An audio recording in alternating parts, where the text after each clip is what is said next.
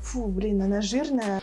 О, боже ты мой, я вообще отписываюсь от тебя. И подмышки не бритые, Да. и супер видно растяжки. Это вообще топчик. Обожаю, ребят. Реально 48-50, это правда твои параметры? Перестаньте хейтить друг друга, Да. живите спокойно и радуйтесь. И фото не очень, и денег не очень. Друзья, привет! Сегодня мы ближе к красоте, сексуальности, женственности. У нас в гостях модели с немодельными параметрами. Самые известные модели плюс сайз в Москве. Девчонки, самое странное, что вам приходилось слышать о себе в плане работы? Можно я скажу? Давай. Мне приходилось слышать, что я недостаточно большая. Нужно бы побольше. Ты слишком худая. Это, видимо, последние, да, какие-то слова? Это и раньше такое было, когда я только начинала. Вот. Но это же странно. У меня примерно то же самое было. То есть я прихожу, и мне такие, типа, ты же не плюс сайз.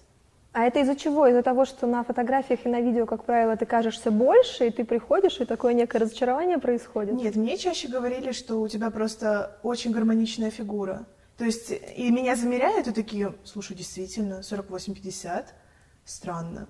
При этом у меня тонкие запястья, тонкие щиколотки, поэтому, не знаю. Но очень многие, правда, удивляются. Я говорю, да наденьте на меня одежду. У меня такого комментария не было. Я всегда была в плюсе и остаюсь в нем. А что вообще больше всего вы любите больше всего в своей работе? Вот ежедневно, приходя на съемки, что самое классное, самое кайфовое, то, что происходит ежедневно? Я просто приведу пример. Готовясь к нашему выпуску, я смотрела интервью немецких моделей плюс сайз. Ну и там тоже такой разговор, что тебе больше всего нравится, и одна очень так эмоционально отвечает: блин, так классно, я могу есть каждый день шоколадный торт. Ты представляешь, я ем шоколадный торт, и мне еще за это и платят. И я задумалась, ну действительно, блин, а никакая модель себе этого позволить не может, кушать все что угодно, и за это получать еще деньги. Но на съемке я не ем шоколадный торт, вот в чем вопрос. Вопрос был именно про работу. Ну, то есть ты приходишь, и вот ты сидишь там где-то в перерывах, вот она ест этот шоколадный торт, и тут же идет в кадр. Вот примерно так, с ее слов. Ну, у всех по-разному. Ну, на самом деле, я бы вот про питание, плюс сайз модели, наверное, будет там отдельная тема, но сказала бы, что ну, не совсем это корректно, что модель плюс сайз может позволить себе есть все без ограничений. По мне, это вообще бред. Даже тут не про съемки, вообще в обычной жизни. Потому что любая из моделей, в принципе, она, если она уже становится моделью, то она обязана держать определенный размер. И то есть, если она будет есть все подряд без ограничений, ну, она потеряет свою форму. А про любимое, наверное, на работе я согласна с тобой, что действительно обесценивается, но съемки вне студии, как правило, они вот лично меня цепляют, мне нравится.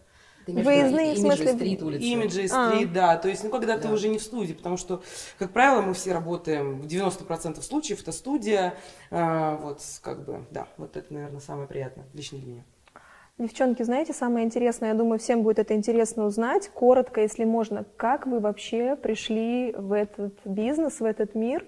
Потому что понятно, когда девочка худенькая, высокая и так далее, обычно ей начинают там все с детства, с юности говорить: ну все, ты у нас модель, ты у нас будешь моделью. Как к этому приходит в вашем случае? На каком этапе вообще ты приходишь к осознанию, что я буду вот плюс-сайз моделью? Да мне кажется, это вопрос случая. Вот я никогда об этом не мечтала, и ни одной мысли в моей голове не было о том, что я могу быть моделью. Я просто всегда знала, что я удачно получаюсь на фотографиях. Скромница Анастасия. Ну, это правда. Ты же не стала себя загонять в параметры 40-го размера и пытаться вот влезть в эту индустрию? Я вот о чем, что ты поняла, что я могу быть и такой классной, да, и могу приносить пользу и зарабатывать деньги. Большее количество времени своей жизни я все-таки сидела на диетах и пыталась похудеть. Вот, чтобы это было совсем правда. И, конечно, я никогда не думала ни о каком моделинге. Просто на каком-то этапе мне не нравилось то, чем я занимаюсь. Я занималась продажами вот где-то 2 года в своей жизни. И мне прям вот было невыносимо и несносно. Холодные звонки, продажи, мне скучно, мне неинтересно. Это какая-то абуза была для меня. И вот мысль о том, что, боже мой, да неужели всю жизнь я буду работать 5 дней в неделю, еще за это вот столько вот получать, и удовольствия с этого никакого, а развиваться в том, что я не люблю, я не хочу. Да. И вот в перерыве на обед, на работе, я что-то сидела, ела, и зашла на, я не помню, то ли Суперджоп, то ли Headhunter, вот, и увидела там объявление: нужна модель для примерок. Для примерок. И мне показалось тогда, блин, ну а что нет, это будет моей подработкой, как хобби. Я к этому отнеслась вообще несерьезно. Я думала, что в выходные дни я буду туда приходить и мерить вот какие-то симпатичные вещи. Параметры были мои, я отправила свои любительские фото из парка Царицына. И более того, я там еще была и с сигаретой, о чем я думала, я вообще не понимаю. И меня сразу позвали. Настя. О том, что ты хорошо получаешься на потому- фото. Да. Девочки, но я отказалась. Ну и дура же ты, Да. Я отказалась, потому что Убежала от своей судьбы. я хотела хобби, а они говорят: приходи на кастинг в будний день в рабочее время. Вы с ума сошли, я тут продажами занимаюсь. И отказалась. А потом ночь переспала с этой мыслью и думаю: твои слова прям не думали? Это не я сказала. А, были, да, ну, Я же хорошо получила. мне с правой стороны слышалось. Вот, и правой. я просто взяла первые 10 компаний, которые мне попались, производители, отправила свои фото Сигареты. с той же. Царицына. И все, меня взяли. Вот с этого все И началось. так закрутилось. И так все закрутилось, да. И потом ты поняла, что это может приносить тебе больше денег, чем холодные звонки. Совершенно точно. Но потребовалось какое-то время для того, чтобы... Сразу не получается. Да, то есть для того, чтобы я ушла с основной работы, у меня ушел год. Вот, то есть, в принципе, мои любые начинания через год начинают приносить стабильность, и можно отказываться от других заработков. Но зачем? Мгм. Девчонки, Вера? а у вас как? Я училась в университете в Новосибирске, Мгм. и со мной на потоке была девочка-модель, мы все ее знали, что вот Марина Жукова. Марина, привет. Она действительно у нас висела по всему городу на баннерах, она где-то участвовала, там часто приходила на пары, очень такая наряженная, красивая. И мы просто об этом знали. И где-то, наверное, курсе на 3-м она так на меня посмотрела и говорит: Вера, ты знаешь, что ты модель плюс сайз? Хотя я была чуть-чуть поменьше, где-то, наверное, 46-й размер. И я такая: что? Марин, ты чего? Мы учимся на экономике, на факультете бизнеса. Какой вообще моделинг? Я тогда вообще ничего о нем не знала. Еще и Америка. Вообще у меня нет таких планов. И, наверное, в курсе на 5-м мне написал агент модельного агентства в Новосибирске, самого крупного, Global Russian Models. И пишет мне ВКонтакте в личку, типа: Вера, здравствуйте, вы не хотите ли работать моделью? Я такая: что? Вы вообще хорошо мои фотографии посмотрели? Я не худенькая, то есть я действительно знала, что там размер 42, все девочки. Тогда это вообще не было популярно. Это был 2013 год. И она говорит: нет, нам именно нужны такие параметры, как у вас, пожалуйста, приезжайте в офис. И, наверное, если бы это была какая-то странная контора, я бы вряд ли туда поехала, но я знала об этом агентстве, что Марина там находится. Я думаю, это все-таки было с ее рук дело. Вот. Я приехала, и так все закрутилось. Вера, расскажи, пожалуйста, какую роль в твоей жизни играет бренд Mango? Потому что я в Инстаграме постоянно вижу, что ты отмечаешь их линейку для девушек с формами Violetta by Mango. Я так понимаю, что ты с ними как-то связана. Да, действительно, я с ними сотрудничаю как инфлюенсер. Это человек, который отчасти представляет эту марку. То есть они мне присылают каждый месяц определенный набор вещей, точнее лукбук, из которого я могу выбрать да, какие-то товары, платья, прочие, аксессуары тоже, обувь. Вот, должна собирать луки некоторые, с ними выходить в свет, делать фотографии. Это бесплатно? Вещи тебе даются бесплатно, правильно? Да. И ты их оставляешь себе? Да, я оставляю их себе. Супер. Да. Но на самом деле марка действительно очень достойная, я их очень сильно люблю. Качественные, стильные, они следят за всеми последними тенденциями. Я считаю, что для девушек плюс сайз это прям одна из топовых марок. Скажи, а как они выбирают представителя своего, по какому принципу, как у тебя это произошло? Тебе кто-то позвонил, написал, как это было? Меня порекомендовала одна девушка, она тоже из нашей темы. Вот. Я так думаю, что, в общем, она порекомендовала, человеку, который занимается именно поиском инфлюенсеров.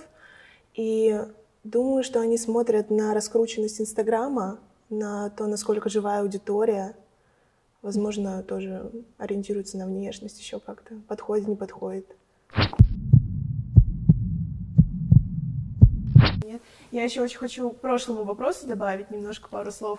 Конечно, я тоже люблю то, что у нас очень разносторонняя, разнообразная работа, все время новые люди, новые знакомства, это интересно. Даже помимо того, что разные локации. Ты сегодня едешь туда, завтра ты едешь туда. Они просто в один и тот же офис к одним и тем же людям в течение там 10, 20, 30 лет. Это я очень ценю. Ну, еще, конечно, я люблю последний артикул на съемке. Потому что это такое все, наконец-то домой. Хотя, конечно, ты любишь и заказчиков, все-все. И зарплату. Денежное вознаграждение. Приятно. Ой, твоя очередь. Моя история. Я до сих пор не верю, что я вообще в этом бизнесе, если честно. А сколько ты лет, кстати? Я с 2011 года. Ух. Это сколько? 8. 8, да, 8. Как получилось? Внезапно. В общем, я всю жизнь увлекалась глянцем. Такая история, она немножко будет с предысторией. Увлекалась глянцем, и у меня, наверное, был все выпуски, допустим, там, Гламур, Вог, то есть, и каждый месяц я покупала все вот эти издания. То есть, апрель, у меня и Гламур, и Вог, и Космо, и так далее, и так далее. Все было. Я изучала весь глянец, действительно любила. Но я никогда не примеряла себя на роль модели. Ну, как-то я всегда была плюс-сайз и такой прям большой девушкой. И не то, чтобы там 46-го размера, я не знаю, может, там в классе 4-м я была. Ну, в общем, на первом курсе. И, в общем, ну, я не то, чтобы там, ну, просто я об этом даже не думала. В какой-то период своей жизни я решаю переехать в Москву. И вообще из семьи артистов, и планировала я быть артисткой. И думала как-то по чуть-чуть, думаю, вот у меня были мысли такие, устроюсь, наверное, куда-нибудь в караоке работать, буду, наверное, там на подпевочках или еще что-нибудь, может, потом буду администратором каким-нибудь там артистическим, там, не знаю, ну, кем угодно, и, ну, в сфере именно такой вот сценической, да, шоу-бизнеса. Больше это меня привлекало. Но как бы я приехала, естественно, никто меня в Москве не ждал, и я устроилась через там Headhunter, я устроилась в магазин детской одежды. Продавцом? Продавцом, консультантом на Якиманке, такой магазин люксовой одежды, такой а-ля я даже ЦУМ знаю, для мне детей. кажется. Но он до сих пор нет, по-моему. Нет, я не проезжала, да, не знаю, что-то не видела. Вот, и в общем, я туда устроилась. Проработала я там 3 дня ровно. Что произошло? Ну, меня оттуда, собственно, забрали. В общем, и теперь вот соединяется моя история с любви и любовь к глянцу. Значит, когда-то там, наверное, там в году 2006 или 2007 я увидела в журнале «Космополитен» такую вот статью про девушек, работающих в Космо. Именно там в фэшн-отделе, редакторы и так далее, стилисты. И они представляли собственные свои луки на себе. Ну, как бы работница журнала, луки на себе. И, значит, там была одна девушка, она плюс-сайз была. И она прям такая была клевая, она такая была не похожа ни на кого. И она такая модная. И я запомнила все ее образы, и ее в частности. И вот она мне засела в душу. Ну, так как моя девушка, моя девочка-то. Вот. И все. Но она не медийный человек, просто однажды вот, но она мне сильно въелась. И на второй день моей работы в этом магазине я вижу ее, заходящую в этот магазин, я ее узнаю. И думаю, боже мой, какая же она прекрасная в жизни, какая она классная. И, ну, и что, я даже не помню, как ее зовут, и как бы это так было давно, но мне было приятно просто ее увидеть. Она была на тот момент и стилист тоже по совместительству, она подбирала там луки для одной какой-то съемки, закупала вещи в этом магазине детские. И в итоге я подхожу к ней и начинаю как бы ей, ну, хотелось мне с ней поговорить, в общем. И я начинаю там ей типа помогать, вот обратите внимание на это, там, на то. И в ответ она мне говорит, знаешь что? Стоп, не то, короче. И я, короче, да, я помогаю выбирать, подбирать.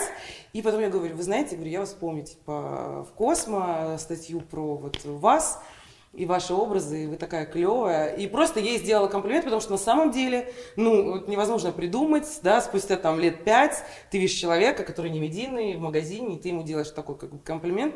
Естественно, я в шоке, она в шоке вообще, потому что она не медийная, она вся там покраснела. Вот. И в итоге она мне достает свою визитку и говорит: меня зовут Яна, я директор модельного агентства, и я ищу модель плюс сайз. Говорит, я хожу и смотрю на тебя уже здесь полчаса.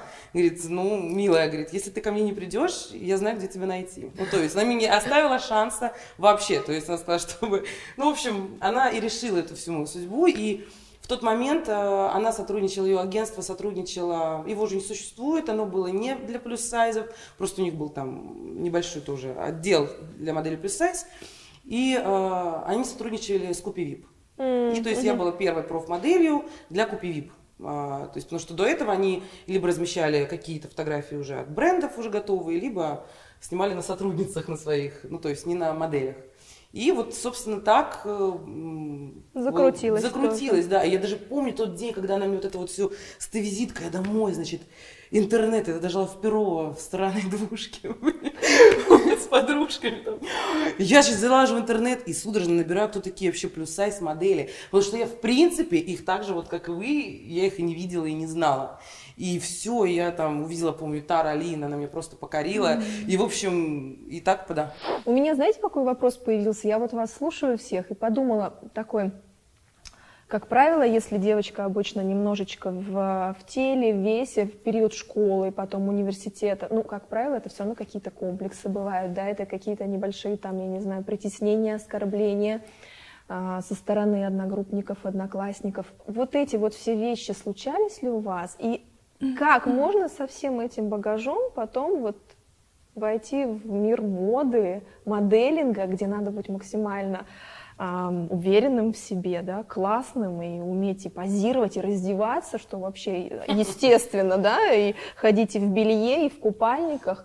Вот эта вот связь, вот этого, может быть, какого-то подросткового, не знаю, буллинга там, да, и потом вот этой вот классной работы. Есть ли какие-то у вас вот следы, не знаю, истории? Ну, у меня... Мне кажется, Оля, потому что из такой семьи артистичной, мне кажется, артистической, изначально, да, пропитана некой уверенностью.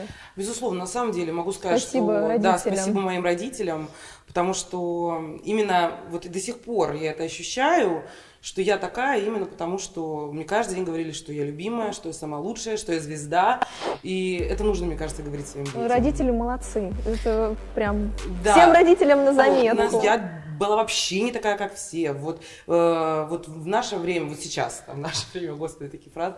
В мою молодость, ребята. Короче, вот сейчас достаточно много девушек в теле. Ну, на самом деле, много полных людей, молодежи. Когда мне было там 12-11 лет, я была одна, там 2 нас было в школе девочки плюс сайз, конкретные. И да, действительно, я была не такая, как все, да, действительно, были там моменты сложные там с парнями, потому что, ну, элементарно им было как-то, ну, вот как это он будет там с плюс сайз девушкой встречаться, да, то есть это сложно было для восприятия тогда, но я настолько знала, что... Я окей, не знаю, вот это какое-то внутреннее вот состояние. Ну, короче, конечно же, да, с возрастом я преодолевала какие-то комплексы, безусловно, они были, безусловно. И они у всех есть, это нормально. Но какая-то вот... У меня, наверное, все с юмором шло. Я это все преодолевала, потому что я была душой компании, всегда я была впереди. Ну, моделинг, он помогает раскрепоститься и уверенность в себе приобрести больше? Слушай, он невозможен. Если девушка закомплексована, она не сможет быть моделью плюс сайз. Это невозможно, в принципе. Она не сможет подать, она не сможет как бы продать эту одежду. Потому что в модели им не дают одежду, которая ей нравится, да, мы снимаем порой такой отстой просто, вот реально, что, ну, его нужно так подать, полюбить, и в этом и себя еще полюбить. Представляешь, если у тебя заниженная самооценка, ну, ты просто смотришь в зеркало, ты расплачешься нафиг и уйдешь без этой шмотки. Это правда. Ну, поэтому тут только уверенная девушка в себе может быть успешной моделью плюс сайз. Пробовать может то угодно, да. Вообще это очень хороший тренер для девушек. И увлечение, мне кажется, поиграть, да, я бы назвала, в модель, ну, какие-то вот просто для себя любительские съемки, начать с этого, раскрывать свою женственность, свою уверенность, видеть себя с красивой стороны. Тебе поможет в этом команда, безусловно, там, профессиональный визажист, фотограф, да, стилист, который тебя оденет. Вот это полезно.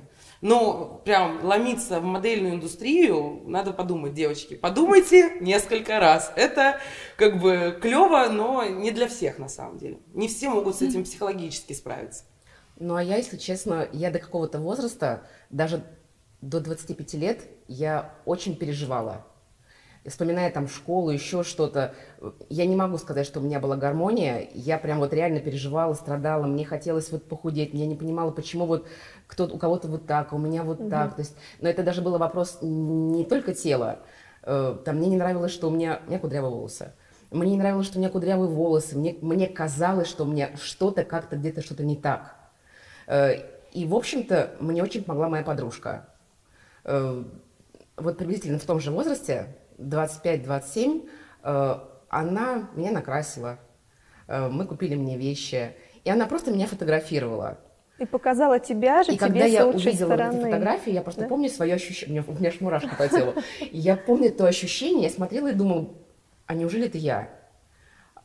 А тут вот красивая девушка. И вот как-то вот с этого момента я начала уже искать подтверждение не тому, что я не хороша, а тому, что я хороша. И вот уже далее я пришла в моделинг, и дальше с каждым днем я становилась все увереннее. И вот последние 8 лет все хорошо. Борьба закончилась. Очень мотивирующие, жизнеутверждающие, прямо вот так вот прям. Вера, ты что-нибудь хочешь У сказать? меня никогда не было откровенной какой-то ненависти в мой адрес. То есть я ни от кого подобное не слышала. Ни в школе, ни в университете, ни после, ни сейчас. То есть я, наоборот, как-то... Может быть, я на этом не акцентирую внимание, опять же. Возможно, действительно, я понимаю, что человек, в принципе, не может всем нравиться. Кто-то любит абсолютно тоненьких, да, девушек, миниатюрных, там, как балерины. Кто-то, наоборот, очень любит формы. И формы разные, да, средние, там, побольше еще. И я действительно очень много таких встречаю и мужчин, да, которые действительно просто восхищаются, боготворят таких женщин. Потому что я помню свою первую съемку, агент меня тоже так наставил, говорит: Вера, приедь туда и скажи, что ты уже 2 года снимаешься. Я такая, ладно, мне сказали, нужно соврать. А сама думаю, боже мой, что же делать? Она говорит: зайди на сайт, посмотри позы, запомни их, но это нереально. То есть, все равно будет видно, что ты косячишь, что неправильно делаешь. Я захожу, значит, это вот как раз та компания, где у нас все очень круто пошло, где я 2 раза в месяц стабильно снималась. И фотограф такой: ну давай, позируй. И я потом смотрела эти фотографии, думаю, господи, что я делаю вообще?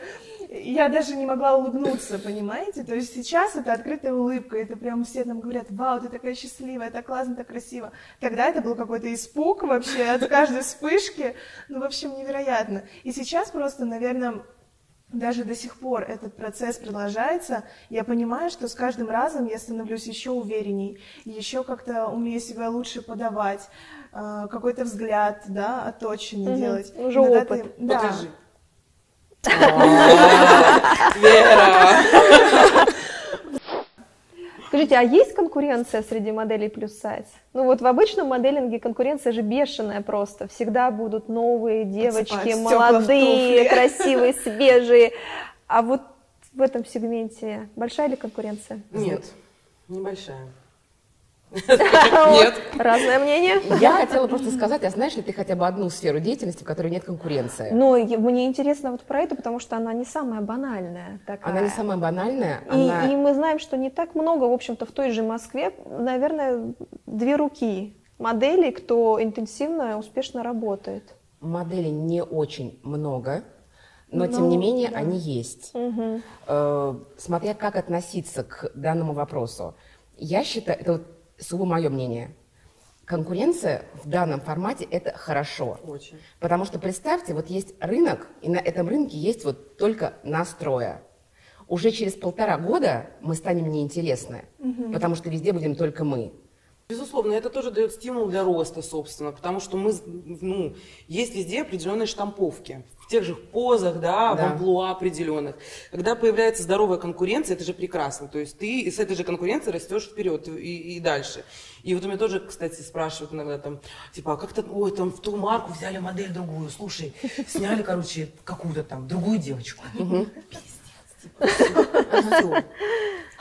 как вообще? С тобой все хорошо. Как ты это пережила? Развод как будто. Да, а я просто, для меня это абсолютно нормальная ситуация. Да, наверное, на самом деле, в начале пути это для нас было травматично. Ну, я думаю, для каждой подобные какие-то случаи. Первые разы. Если ты думаешь, себя, что эти деньги могли быть мои, например. Всегда было приятно, что возвращались к тебе. Вот.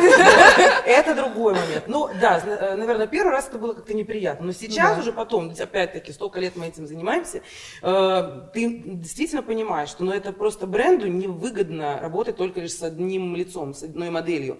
Потому что ты только одну аудиторию для себя цепляешь, как производитель, допустим, даже вот я сейчас, да, начинающий производитель, вот бренд, и безусловно, только на мне лишь одной снимать, это смешно, слушайте, да, то есть, опять-таки, кто-то любит меня, кто-то не любит меня, но, возможно, те, кто меня лично не любит, им, возможно, нравится моя одежда, да, и так далее. И, в принципе, разные типажи девушек, когда представлены, то есть, мы все разные, да, и, опять-таки, это прекрасно. И конкуренция – это хорошо. И переживать, девочки, начинающие модели, если вдруг когда-то вас не пригласили на съемку, ваши первые там какие-то заказчики, не нужно, возможно, вы дальше будете, опять-таки, плотно работать, просто… Да. А бренд одежды, он появился после хэштега уже или до? На самом деле до. Свою одежду, свой бренд я начала так зарождать. Вообще очень давно придумывала, было это все в мечтах.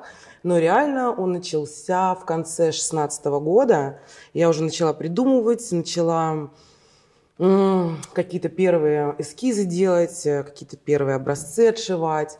Первые продажи пошли у меня с лета 2017 года, потом был перерыв. В общем, и вот только сейчас, в этом году, весной, я все-таки собрала всю свою силу в кулак. Конечно, еще очень много работы. Я только в самом-самом старте, несмотря на то, что это 2 года уже продолжается, но только старт. И начала свой бренд, который в данный момент называется просто Лукомская.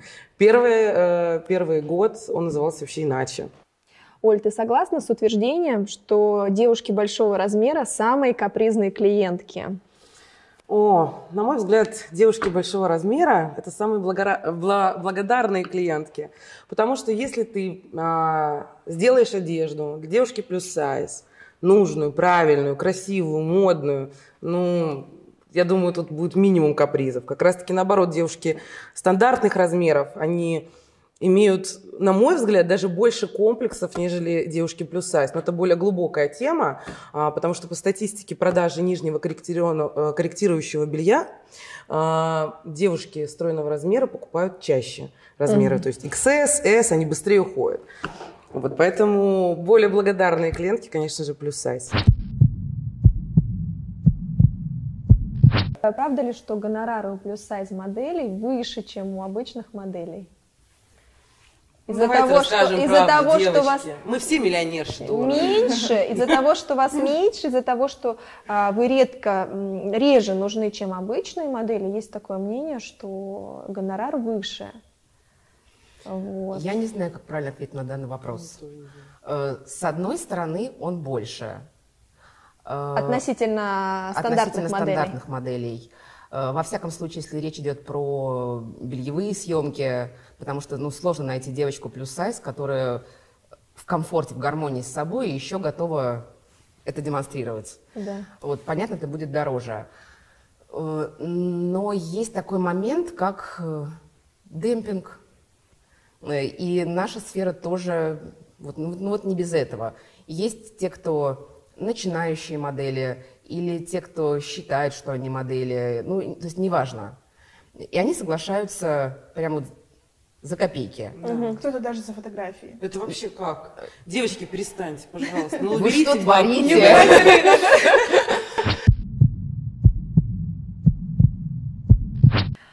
Настя, скажи, пожалуйста, как происходит трансформация из модели плюс сайз в консультанта по питанию и пищевым зависимостям?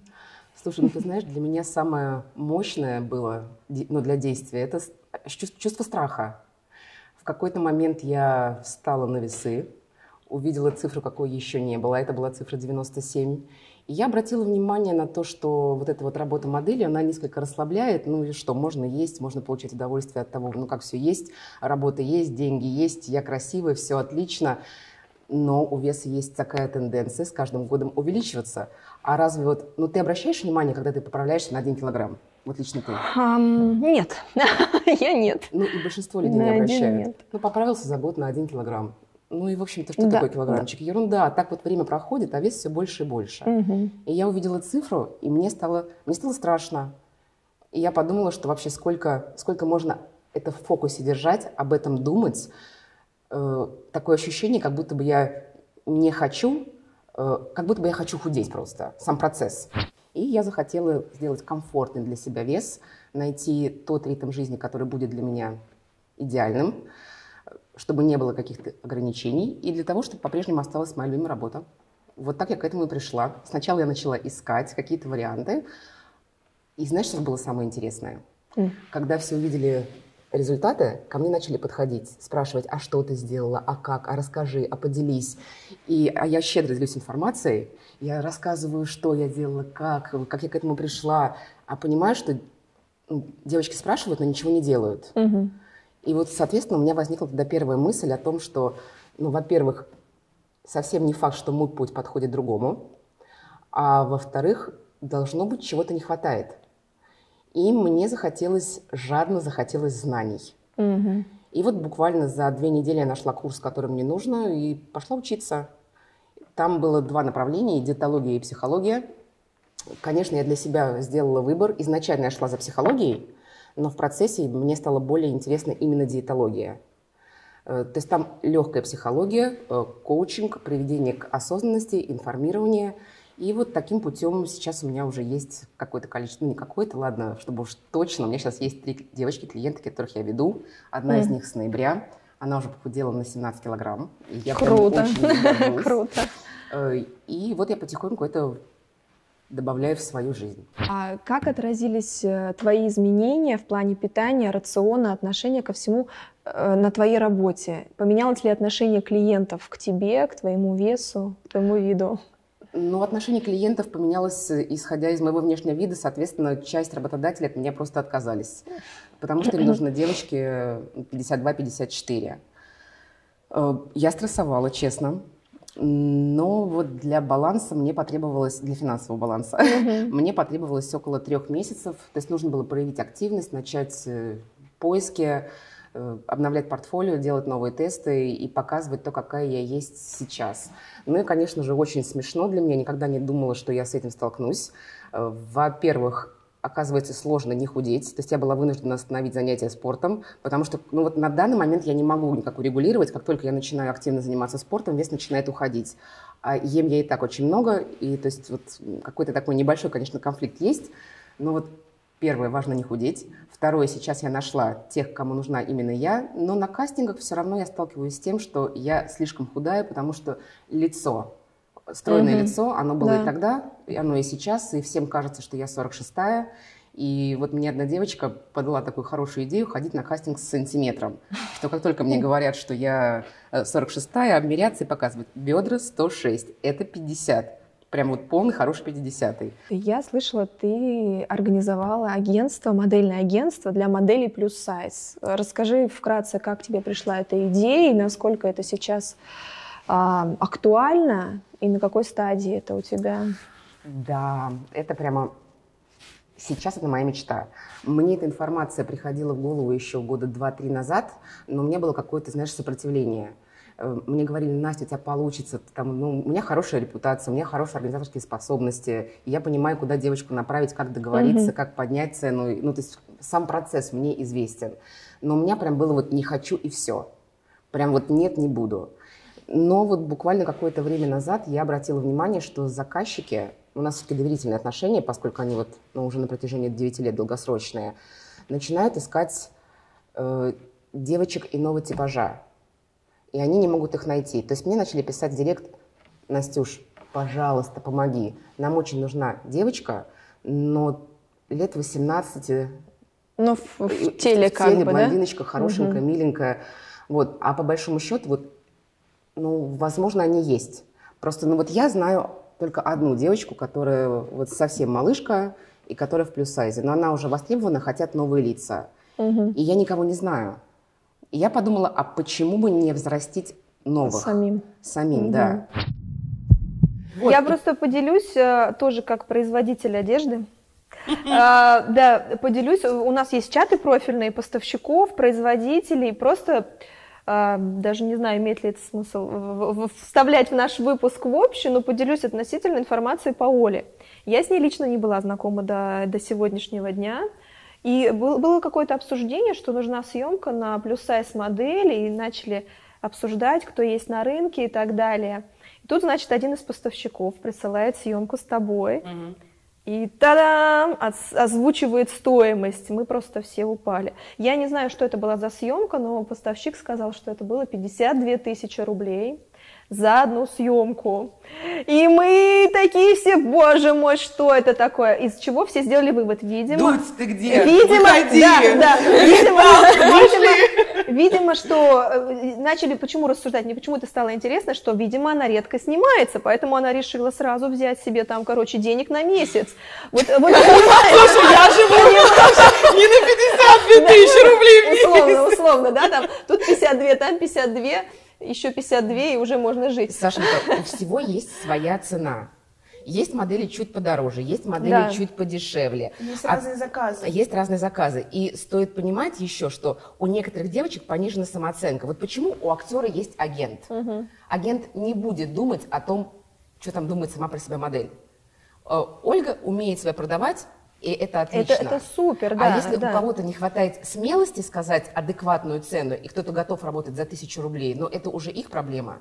Вот, но, к сожалению, до тех пор, пока вот будут такие девочки, которые соглашаются просто за фотки, нет, и ладно бы реально какая-то потрясающая фотосессия, прям вот стоит того, ну, пополнить свое портфолио, но в результате это и фото не очень, и денег не очень, и эти фотографии разлетаются по всему интернету, у всех ощущение, якобы модель очень востребована и работает везде, а при этом она заработала 3 копейки. Или вообще не заработала. Или вообще не заработала. То есть модель, она просто не имеет права работать за копейки, потому что она сама себя обесценивает. Я всегда всем говорила, чем ты дороже, тем ты дороже. Но, извини, ну тоже это дороже нужно как бы... так сказать, не заслужить, уметь его адекватно отработать. оценивать. Это понятно. Да. Вот, но... Никто не говорит, что сейчас новенькая девочка придет и скажет, Да. мне, пожалуйста, 155. 155, да, я того стою. Да. Это репутация, это образ, это умение работать, это все нужно складывать воедино, и, безусловно, нужна адекватность, ну, адекватное восприятие самой себя. И, опять-таки, если бы кто-то из нас не стоил этих денег, этого бы и не платили. Да, я согласна, что если согласны платить, значит, это того стоит. Это того стоит. Саша, Да. а что говорили? Хорошо отработала? Да и все Понравилось? классно было, как всегда. Просто дорого, Слушай, понимаешь? я даже не могу понять, с кем я так работала. Я вообще не втыкаю. Под эту тему, насколько это возможно честно, вспомним самый большой гонорар каждый из вас. Кому сколько платили? Не с целью переплюнуть рядом сидящего. Не, я могу сказать честно, у меня не было съемки за 52 тысячи. Самая большая цена за один рабочий день, там было 7 рабочих часов, это было 35 тысяч. 7 рабочих часов. Но из них 2 часа мне красили. Угу. Окей. 30? 35. 35. Больше мне не 35 получилось пока тысяч. поднять. Оль, ну я уже твою большую зарплату озвучила. Нет, Было кстати, еще был больше. гонорар побольше. Было еще Ну, больше. Да, то есть, когда, знаешь, ты снимаешься в роликах, именно видеороликах, там гонорары посерьезней, когда тебе еще Видео, да. оплачивают Оль, ты сейчас права. по рекламу ТВ, да? Да. Ну да, реклама ТВ, баннеры и так Да. далее. То есть, ну так получается, что более 200 тысяч за один рабочий день у меня было. То есть, ну прям, это, конечно, приятно. И потом еще мне доплачивали права. Это вообще топчик. Обожаю, ребят, покупайте Это мои фотографии. видеореклама, поправка. Видео всегда дороже значительно. Да.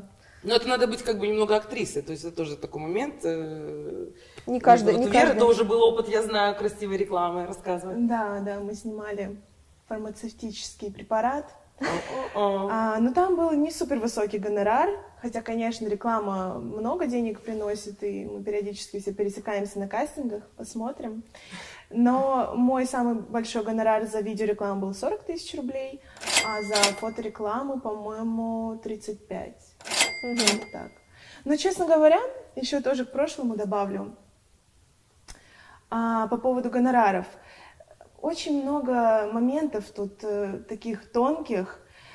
Есть заказчики, которые действительно готовы платить бешеные деньги просто за то, чтобы только ты снялась. Вот он видит, что его одежда — это вот только ты. А есть те, которые, не ты, другая. Это правда так. Даже несмотря на наш опыт, есть и такой вариант. Вот. И по поводу конкуренции тоже хотела добавить. Не всегда до меня доходит очередь. Я хотела сказать о том, что классно, что мы все разные. То есть, например, среди худеньких моделей вот есть определенные параметры, ты должна в них вписаться. Вот бедра 89 и все. А у нас есть размер 46, есть размер 50, есть размер 54. И разные заказчики тоже. То есть кто-то шьет на побольше, кто-то шьет на средний вариант. Поэтому мы тоже все такие, не все взаимозаменяемые. Кто-то хочет блондинку. Вот он считает, что на блондинке лучше продается. А кто-то считает, что только на брюнетке. А кто-то хочет нас вместе вот как-то разбавить, смешать. В общем, много всяких нюансов. И это классно, что мы все работаем, у всех практически полная занятость, и другой работы нет. Либо что-то, дополнительное для души. Многие бренды стали выпускать рекламу с девушками плюс сайз, H&M, вызвало целую волну обсуждений. Виолетта Байманго, даже весь масс-маркет начал выпускать, снимать кампейны, каталоги с девушками с формами. Я, честно, задавала вопрос это в Инстаграме даже. На самом деле далеко не все очень позитивно на это реагируют. Вот. Отсюда вопрос, как вы думаете, почему бодипозитив вызывает негатив сейчас у многих? Мне было очень неприятно высказывание Ксении Анатольевны Собчак по поводу того, что женщины плюс сайз — это женщины для дальнобойщиков и прочее. Я считаю, что это вообще супер как-то некорректно, но... Ксения Анатольевна, привет! Да, привет, да, мы тебя смотрим. Ответочка пришла. Но я также понимаю, что это просто, знаете, такой вброс негатива, чтобы привлечь внимание к своей персоне тоже. Вот, конечно, я немного оскорбилась, хотя я понимаю, что и плюс сайз как бы рознь. Понятно, конечно, в принципе, это мне пофиг, просто, резкие высказывания и прочее. И люди все по-разному реагируют. И вот, например, Asos, сайт, они же тоже, не знаю, сейчас так делают или нет, но одно время они публиковали такие фотографии, где там и подмышки небритые, и супер видно растяжки, то есть никакого фотошопа. И, наверное, ты считаешь, это не слишком? У меня 50 на 50 мнение, как, в принципе, во всем в жизни. Отчасти это прикольно, потому что люди, клиенты, смотрят на это и думают: о, она тоже живой человек, у нее такие же растяжки, как у меня. И она себя принимает больше, то есть она не думает, что модели — это какие-то сверхлюди, которые вот жили там в барокамере, супер за собой ухаживали, и вот они такие, хрустальные куколки. С другой стороны, лично мне, как и многим, я думаю, приятнее смотреть на чистую кожу, гладкую, идеальную. Пусть я знаю, что она отфотошопленная, потому что я сама в этом бизнесе варюсь, и меня тоже фотошопят. Хотя я так хороша, но фотошоп еще улучшает. Не может быть, Вера. Я думала, ты такая. Есть мнение, что модель должна быть похожа на человека, на которого ты подсознательно хочешь быть похож. Да, многие и из-за этого она должна быть очень красивой, сексуальной, идеальной, потому что вызывает желание купить. Спорное мнение тоже. Да, но опять же, кто-то сравнит и подумает: вау, мне есть к чему стремиться, к кому, на кого равняться, а кто-то подумает: я никогда такой не стану, и продолжит носить какие-то балахоны. То есть тут вот такой момент. А люди, очень странно реагируют в плане даже в Инстаграме, я вижу какие-то переписки, обсуждения, еще что-то, Кто-то говорит: фу, она жирная, пусть худеет, пусть идет качается. Не мне в адрес, а вообще, на кого-то. Хотя и мне, может, такое, я даже не помню, писали или нет. В общем, кто-то, например, меня считает большой, можно бы похудеть, а почему не 42? Ну, это же нормально. А кто-то, наоборот, вау, это так красиво, это так гармонично, это реально 48-50, это правда твои параметры? То есть все очень индивидуально. Я просто хочу добавить немножечко, это не моя личная позиция, просто такой экскурс, что бодипозитив, или бодипозитив, кому как удобно, изначально, в общем-то, это течение, предполагающее, что человек чего-то лишился, условно, руки, ноги, да, и течение призвано полюбить и принять себя в таком виде. Это не было сопряжено с лишним весом, с неухоженностью, да, там, туда же небритые подмышки и так далее. То есть это когда ты, пострадал, так получилось, теперь у тебя чего-то нет, теперь у тебя какой-то изъян, и ты принимаешь себя, ты принимаешь свое тело, и общество тебя принимает. Это а потом, тема. Потом это вот все пришло в то, что сейчас есть. Из-за этого, мне кажется, порой много противников, потому что, якобы, вот, придумали себе оправдание. Это то, что можно изменить, да. Да. А я бы по-другому сказала, прости, что перебила тебя. Да. Давайте возьмем какую-нибудь абсурдную ситуацию. Вот такие вот есть ярлыки. Стереотип, ярлык. Якобы блондинки глупые. Глупые. Но мы же все знаем, что это не так. И если в какой-то момент найдутся люди, которые будут заходить к тебе на страницу и говорить, что ты блондинка, ты с ума сошла? О, боже ты мой, я вообще отписываюсь от тебя. Отписка! Да, и представьте, что будет множество хейтеров, которые будут конкретно заходить к блондинкам и говорить, как это ужасно. Перекрасься! И, соответственно, я уверяю тебя, что уже спустя полгода будет сообщество «Блонды-позитив», который будет отстаивать свои права. То есть это реакция на это давление. Это защита, это просто защита. Ведь изначально какой у них был девиз «Мое тело, мое дело». Если тебе противно, какого черта ты лезешь на страницу этого блогера с лишним весом и комментируешь? Ты заняться больше нечем. Просто сейчас это приобрело такие масштабы, что уже модели плюс-сайз, они на обложках очень известных журналов. То есть это пошло в народ. И вопрос, и что? Я тоже считаю, что это прекрасно, но мне интересно, как вы смотрите на это, потому что, сами знаете, очень много противников этого. Изначально потому что бодипозитив время благостен. сейчас, да, такое, что есть одна крайность фитоняшки, да, очень спортивные, подтянутые, красивые девушки, и есть другая, условно, крайность, это вот бодипозитив. Очень красивые и порой тоже очень подтянутые девушки. И вот именно это меня лично просто в недоумение ставит. Вот действительно смешали бодипозитив только лишь с плюс-сайзом в последнее время. На самом деле я согласна с тобой, что это не только плюс-сайз, это к худой девушке может относиться. Вообще, в принципе, да прими ты себя. Это речь о том, что у тебя есть какой-то внутренний комплекс, хотя визуально ты, возможно, прекраснейшая просто, но у тебя на мизинце, там, не знаю, нога чуть по-другому растет, там, не знаю, еще что-то. И за счет этого ты тоже будешь геморроить себе, понимаешь, бесконечно. И это тоже бодипозитив. Да забитый, господи, вот так есть. Но в случае как раз-таки плюс-сайза тут другая история. Если это не увечье, которое получилось, это мы сами себя такими сделали. Вот, допустим, я сама, безусловно, я же не родилась такой, то есть я разрослась там, я выросла. Вот, это как бы мое дело тоже, опять-таки. И я прекрасно понимаю, я здоровый человек психически, я понимаю, что что мне нужно сделать для этого. Ну, я же не хожу, не кричу там, да, другим. Что им делать? Да, что им делать? Блин, я знаю, что к чему. Отставьте. Как раз-таки именно когда люди давлеют над другим, идет, допустим, если вот я была бы там уязвимая очень, да я бы закрылась, да я бы, скорее всего, и не похудела бы. Я, возможно, бы еще больше была и закрылась бы, вообще в параже и сидела. Поэтому перестаньте хейтить друг друга, живите спокойно и радуйтесь.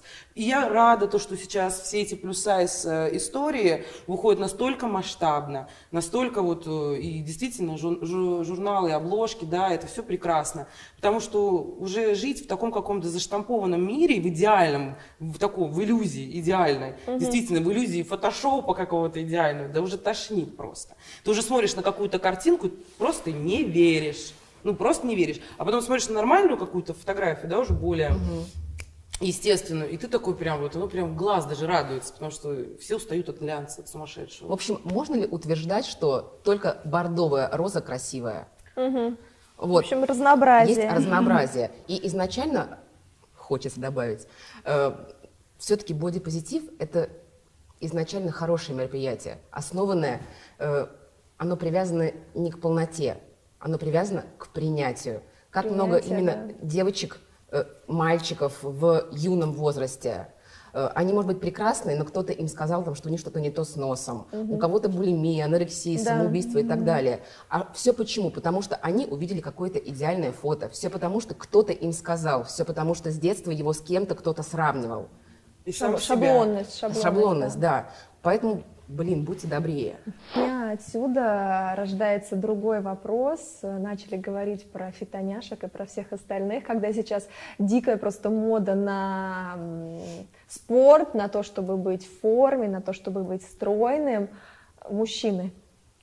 Вот много ли любителей красивых, пышных форм? И какой самый был сочный комплимент?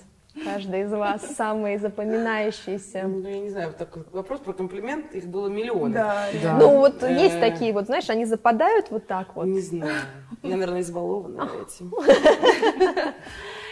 Как вообще обстоят дела в этом плане с личной жизнью у девушек с формами?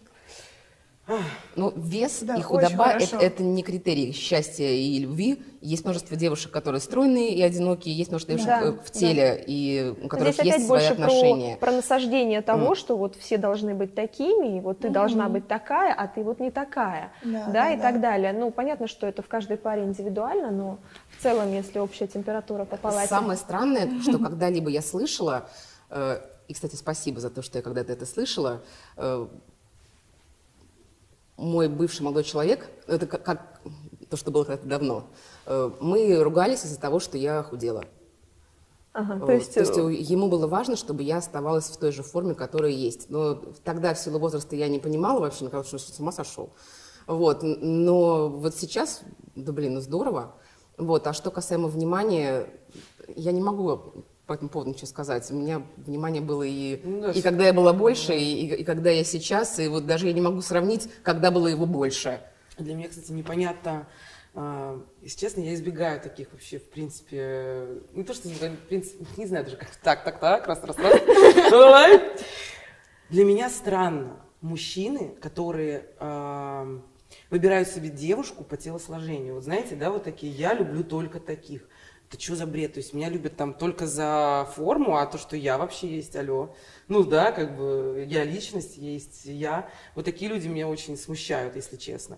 Вот, я вообще не понимаю. Ну, ты не отрицаешь, что есть физическая привлекательность? Безусловно, но такая, ну да, наверное. Ну, короче... И для мужчин она очень важна, как правило, да. Все-таки глазами любят. А потом уже, да, все, что твое внутри. Мое мнение, оно такое. Я все-таки согласна с тем, что изначально выбирают внешность, но внешность не гарантирует длительность отношений. Для меня важно, как мужчина выглядит, и я тоже смотрю на внешность. Да. У меня есть определенные, условно говоря, предпочтения. Вот, просто я, наверное, не столь категорична в данном вопросе. Я считаю, что каждый имеет право выбирать то, что он любит, то, что ему нравится, но понятно, что не стоит брать внешность как основу. То есть внешняя симпатия случилась, а дальше уже ням-ням-ням, узнаем друг друга, что нравится, что не нравится, я правильно понимаю, не подходишь. Проблем с личной жизнью ни у кого нет.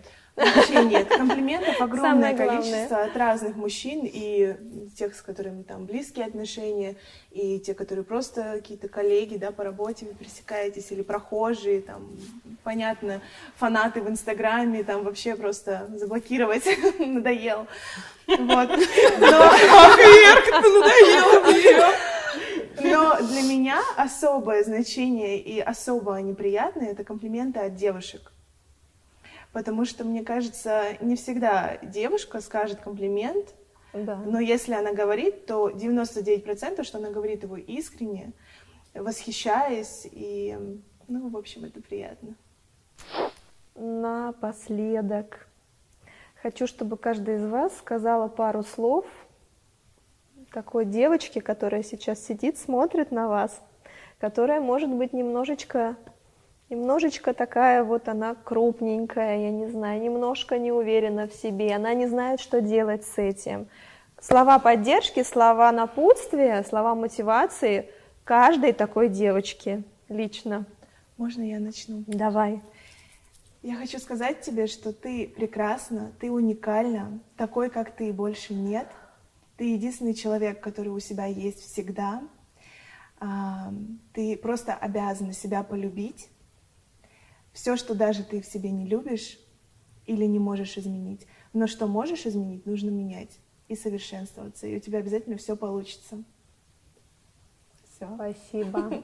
Спасибо. А я бы, наверное, у меня просто очень много мыслей. Если бы время было бы не сжатым, я могла бы вот говорить очень долго, что можно... Это даже, наверное, не пожелать, хотя, наверное, пожелать. Я желаю тебе фокусироваться на нужных вещах. Очень часто мы думаем о том, что не получается, а не о том, что получается. Очень часто мы видим то, что плохо, а не то, что хорошо. Очень часто зачем-то люди сравнивают. Это сказала не я, но не знаю кто. Сравнивать нужно не с другими, а с собой вчерашней. Поэтому видь цель, думай о том, что происходит в твоей голове, то есть лови мысли негативные и перетягивай их в позитив. А что касается, конечно, кто-то скажет, там легко тебе говорить, а вот я страдаю от того, что я там полная, но всегда помни, вот в передаче я об этом уже говорила, есть розы, есть тюльпаны, есть ромашки, множество разных цветов. Я обожаю белые розы, а мама моя любит пионы. Точно так же мужчины. Одним нравятся блондинки, другим брюнетки, маленькие, худенькие, большие. Нравятся совершенно разные. Это первое. Что касаемо одежды, ну, сейчас одеваться можно где угодно. Просто остались воспоминания о том, что когда-то было по-иному. То есть это вообще вот не то, на что стоит обращать внимание. И что? Ну, и уж если ты хочешь похудеть, то приходи ко мне на консультацию. Номер 8 Я тебе могу. 929. Записываем. Да, девчонки, будьте смелыми. Ну вот, хорошая фраза. Будьте смелыми, да? Да. Оленька. Да, ну, я могу сказать тебе одно, что ты самая любимая, в первую очередь, у самой себя. Мечтай, не бойся ничего, все получится. И еще раз прослушай напутствие Веры и Анастасии. Я полностью согласна. Все в твоих руках. Девчонки, спасибо вам большое. Спасибо нам. Спасибо. Ставьте лайк. Никогда не думала, что это скажу. Ставьте лайк. Пишите в комментариях, что еще следовало спросить, потому что я могла что-то упустить. Обязательно спросим, обсудим, расскажем. Спасибо.